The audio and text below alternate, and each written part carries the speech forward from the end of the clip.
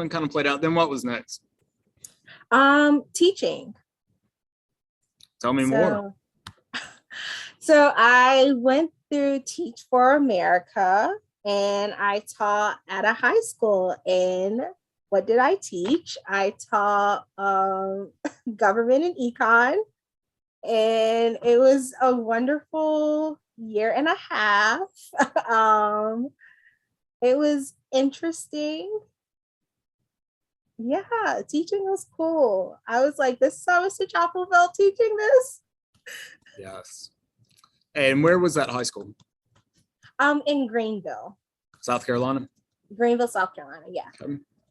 All right, so you did Teach for America. Teach for America is super hard to get into the program there. What do you think stood out about you when Teach for America was looking at your credentials?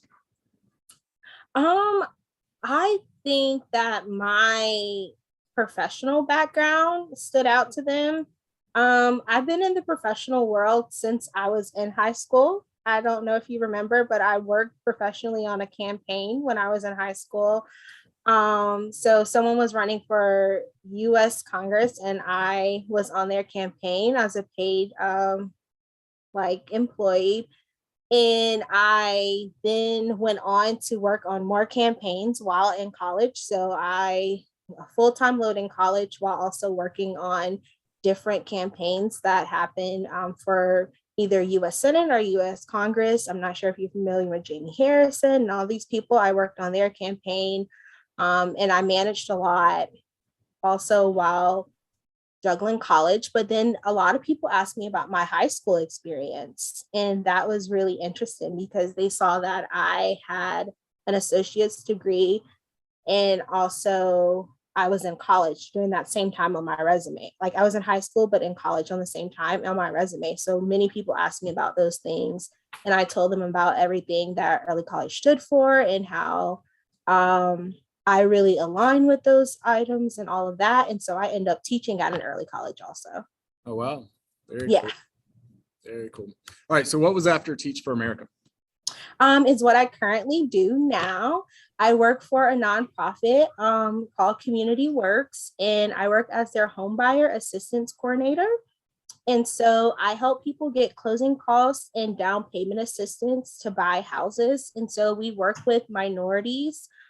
So whether you're a woman or whether you're a minority of color or anything like that, we help you get houses. We also help you open businesses. And we just help you kind of get financial equity.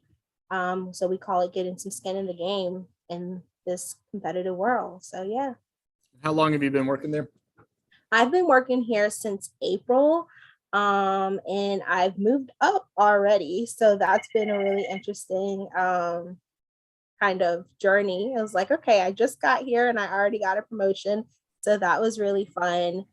But just the company itself and the reward of what we're doing to help people is really awesome.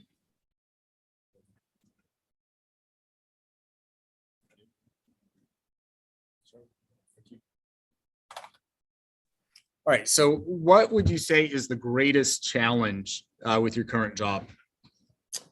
The greatest challenge is I work a lot with numbers, and something that I didn't know about myself until I got in college was that I am dyslexic and I have dyscalculia also. And so I work with a lot of numbers. And so I just have to constantly make sure I'm doing numbers correctly. And so I would say if anyone there has any learning disabilities or anything like that, don't let that discourage you from getting in the professional world, going to college or anything like that. So that's my biggest challenge in working as a professional, but also working with a learning disability. What's the most rewarding thing about your job? My most rewarding thing is seeing my clients when they close on a house. I had a closing right before I came to do this. Just getting the hugs and the excitement and watching them sign on the dotted line. But also a lot of people don't know how to read legal jargon, and knowing how to do that and being able to explain that to them in layman's terms is so rewarding because I know that a lot of people get into contracts that they don't understand. And so it's so rewarding to be able to understand what they're signing and being able to explain that to them and them feeling like I'm on their side. Awesome. I guess we'll kind of start bringing this to a close, but what advice would you give? You gave some great advice earlier, but what else could you say to the current sophomores, the class of 2025? 2025. Wow. 10 years later. Yeah, 10 years, like, oh my goodness, I'm feeling old. My best advice would be take a chance on yourself. Don't get discouraged and things go wrong or where you came from or who you are. Just take a chance on yourself. Be your biggest advocate. I know everyone at early college advocates for you, but be your biggest advocate because once you leave those doors, everyone in the real world is not the same being on your side. So advocate for yourself. Take a chance on yourself because you have more inside of you than you will ever know. And take that fire that early college lights under you and let that fire be the flame that carries you through the rest of your life because I still carry those same notes of encouragement and positivity that was given to me. I still talk to Miss Laura because she was probably my biggest cheerleader while there. And so just take a chance on yourself. That's my biggest piece of advice. Great advice. All right. Any questions from our audience? Okay. What class did you struggle in the most and what helped you in that? All right. So what class did you struggle with the most and what helped you? So the class that I struggled with the most was the same class at early college in tech and at Furman, chemistry. I struggled the most in chemistry, and the biggest piece of advice I can give to you is when your professor gives you homework that's optional, do the homework. And when they have office hours that you don't and go to those office hours and take advantage of all the tutoring opportunities that are presented to you. And also when your classmates want to study together, you're better in numbers sometimes. So study and also take advantage of all of those opportunities that present help to you. Awesome. What do you ever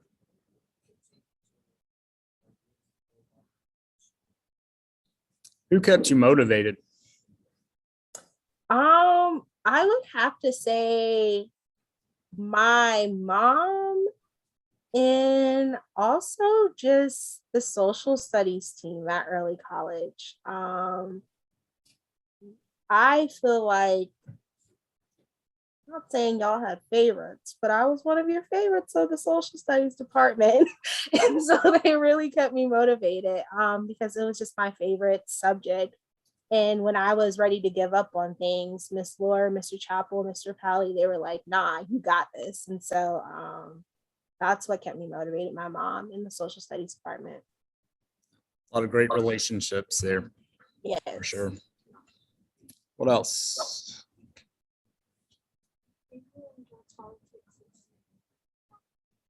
All right, good question. Do you enjoy politics since you worked in politics? I love politics. So actually Jim Clyburn has been calling my phone over and over and he's like, are you gonna work for me? Are you gonna work for me? Are you gonna work for me? And I'm like, I really enjoy my job. So I really enjoy politics, and something that I really fallen in love with is local politics. So there's a seat open in Greenville's County Council. So once I get enough time being a Greenville citizen, I'm thinking about taking on that seat. So yeah. That'd be awesome. Greenville would be lucky to have you. Thank you. Well, we thank you for your time. You went first, which is always a challenge, but I think this was great. I think everybody would agree. So we thank you so much. No problem. Thank you for having me. Thank you. See ya. Bye-bye.